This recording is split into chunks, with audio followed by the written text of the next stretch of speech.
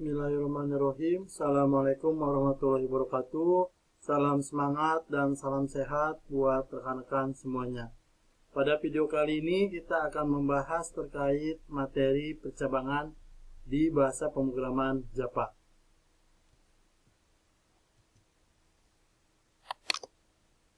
Struktur dasar algoritma. Pada dasarnya, algoritma penyelesaian suatu masalah, betapapun kompleksnya, itu dapat dipecah ke dalam 3 struktur dasar algoritma, yaitu ada algoritma runtunan atau sekuensial, ada algoritma seleksi kondisi atau percabangan, dan ada algoritma perulangan. Algoritma runtunan atau urutan, kalau kita analogikan, ini seperti sebuah jalan dan sebuah mobil yang berjalan lurus. Jadi ada jalan lurus, ada kendaraan, ini lurus saja. Dari awal sampai akhir ini berurut. Ini kita sebutnya dengan algoritma runtunan. Contoh kasus untuk algoritma runtunan adalah ketika kita akan menghitung luas bola dan volume bola. Kalian bisa perhatikan dari bagian flowchart yang ada ini. Dari mulai awal, start, menginputkan nilai jari-jari, menghitung luas bola, menghitung volume bola, mengeluarkan output luas bola, output volume bola, dan selesai. Ini berjalan secara urutan, runtunan. Ini lurus. Ini adalah kita selesaikan dengan algoritma runtunan. Berbeda dengan algoritma yang kedua, ada yang kita sebut dengan algoritma percabangan. Untuk algoritma percabangan, ini adalah program yang hanya berisi runtunan instruksi, hanya dapat menyelesaikan masalah sederhana. Tetapi seringkali suatu instruksi itu hanya bisa dikerjakan jika ia memenuhi suatu syarat tertentu. Nah, algoritma percabanganlah memungkinkan kita untuk melakukan suatu aksi jika suatu syarat itu dapat dipenuhi. Kalau kita analogikan, untuk algoritma percabangan itu seperti sebuah jalan yang ada cabangnya, bercabang. Jadi kita ketika berjalan, kita ada pilihan, apakah kita akan ke kanan atau kita akan lurus. Ini seperti algoritma percabangan. Jadi mobil ini akan memiliki pilihan apakah akan ke kanan atau akan lurus. Di beberapa kondisi kita dapat menemukan bahwa beberapa kasus bisa diselesaikan dengan menggunakan algoritmanya adalah algoritma percabangan. Contoh kasus, ada sebuah toko buku, mereka akan memberikan hadiah tas sekolah kepada pembeli yang belanja di atas 100.000. Kasus ini dapat kita selesaikan dengan menggunakan algoritmanya adalah percabangan. Kalau kita buatkan ke dalam sebuah flowchart, maka kita mulai input total belanja menggunakan simbol jajaran genjang ini, baru ada kondisi. Kondisi inilah yang menyebabkan adanya percabangan. Atau di dalam flowchart biasanya kita menyebutnya adalah decision. Jika total belanja lebih dari sama dengan 100.000, jika ya, maka akan ada output selamat dapat hadiah tas, terima kasih. Jika tidak, ini akan ada pesan terima kasih saja dan selesai. Ini adalah algoritma percabangan. Kalian bisa lihat di sini lurus. Setelah decision ada pilihan ya dan tidak. Simbol decision ini akan mengeluarkan 2 output, ya dan tidak. Ini disebutnya dengan algoritmanya adalah percabangan. Contoh kasus yang tadi kita alihkan ke dalam bahasa coding di Japanya ya. Kita mau membuat coding untuk memasukkan total belanja yang dinamis. Maka kita mulai itu dengan mendefinisikan import spasi java.util.scanner. Public class if hadiah, public static void main string args, integer belanja karena angka yang kita inputkan bulat. Kita panggil scannernya, scanner, variabelnya baca, new scanner, system in, system out print, masukkan total belanja. Belanja sama dengan baca next integer. Ini akan mengambil inputan dari keyboard. Percabangan tadi, simbol ini, ketika di dalam bahasa program, decision ini akan menjadi if. Nah, if belanja lebih dari sama dengan 100.000, sistem out akan ada output, selamat Anda mendapatkan hadiah tas sekolah. Sistem out, terima kasih. Kalau tidak, maka ketika ini tidak terpenuhi, dia akan narik ke bawah, ke sini. Terima kasih. Ada lagi kasus berikutnya.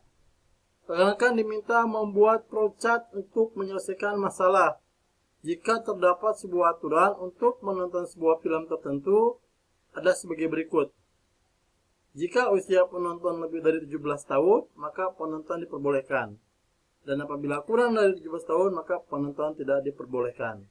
Ini misalnya untuk film-film horor gitu ya, bergenre horor. Nah, nanti kita buatkan flowchartnya. Dan kan bisa perhatikan ada pengembangan dari kasus sebelumnya. Di sini kita mulai input usianya. Usia lebih dari 17 tahun, silakan menonton. Tidak, maka Anda tidak boleh menonton. Dan dua-duanya adalah selesai. Kita masukkan ke dalam bahasa codingnya. Dari awal kita sama ya. Kita import dulu. Rekan biasakan ini untuk memanggil kelas scanner. Import spasi japa.util.scanner titik koma public class if menonton. Maka file kita simpan dengan if menonton titik japa kurung buka public static void main string args integer usia scanner baca new scanner system in system out print masukkan usia. Biar kita bisa dinamis, maka kita panggil variabel usia. Scannernya adalah baca titik next integer. If usia lebih dari sama dengan 17 tahun, ini akan dieksekusi boleh. Tidaknya itu menjadi else. Else tidak boleh menonton. Nah, ini udah agak pengembangan dari if yang tadi ya.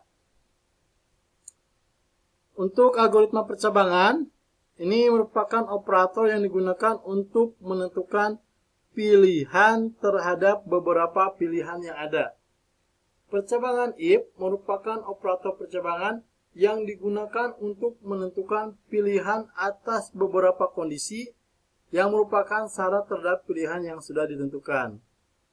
If itu sebetulnya ada dua, if tunggal untuk kasus pilihan tunggal maupun untuk kasus majemuk. Yang keduanya majemuk. Kalau untuk kondisi pilihan tunggal, ini merupakan percabangan yang digunakan untuk menentukan sebuah pilihan dengan kondisi tunggal. Cuman satu ya, kayak tadi yang awal kita udah belanja di atas 100.000, dapat hadiah tas. Nah udah, maka kita menggunakannya ini aja. If, seperti ini. Ketika tunggal itu gambarnya seperti ini bagiannya ya. Kita if kondisi pernyataannya apa. Nah, berbeda dengan kondisi, nanti rekan bisa coba yang ini ya. Scripting sendiri, ubahlah latihan. Berbeda dengan percabangan yang if majemuk. If jika kondisi benar maka kerjakan ini, kalau tidak silakan lanjutkan. Kalau if else, jika kondisi benar maka kerjakan ini, kalau salah maka kerjakan yang itu. Setelah itu lanjutkan. Berarti ada beberapa pilihan. Ini adalah if tunggal, silakan lihat.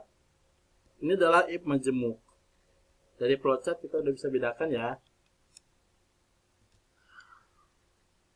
Rekan-rekan coba juga untuk membuat sebuah program untuk menentukan nilai kelulusan mahasiswa.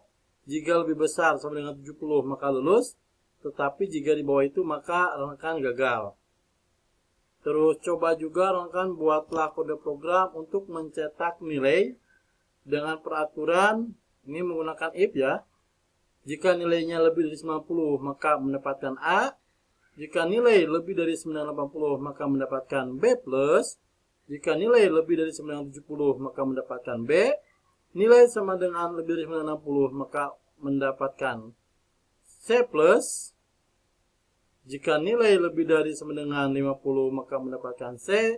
Jika nilai lebih dari 90 maka mendapatkan D. Dan jika selain itu mendapatkan E. Jadi kalau kita inputkan nilainya 30, otomatis keluarnya adalah nilainya adalah E.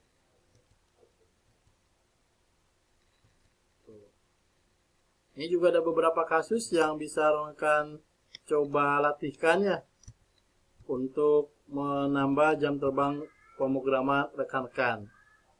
Di percabangan sebetulnya selain kita bisa menggunakan if, kita juga bisa menggunakan switch case. Ini switch case itu merupakan bentuk lain dari if else. Kata kunci yang digunakan adalah switch dan case.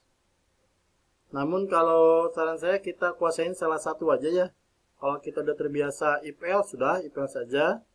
Tapi sebagai pengetahuan switch case juga boleh kita gunakan. Nanti rekan-rekan bisa passionnya di mana, tertariknya apakah menggunakan percabangan if atau switch gitu ya.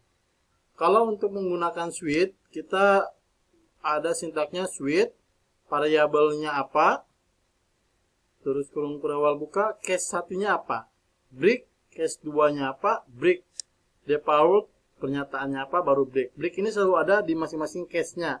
Kalau tidak, maka case ini akan terkerjakan semua. Nah, break itu artinya berhenti. Jadi tidak runtunan sampai semua ke bawah dieksekusi. Contoh, kita membuat kode program seperti ini ya. Nanti ketika rekan-rekan jalankan switch A-nya itu adalah nilainya 3, maka ketika ini akan mengeluarkan output adalah 3. Ini yang statis ya. Ini switch-nya, ini variabelnya ini. Oke. Yang tadi kita tidak menggunakan break, yang ini kita menggunakan break.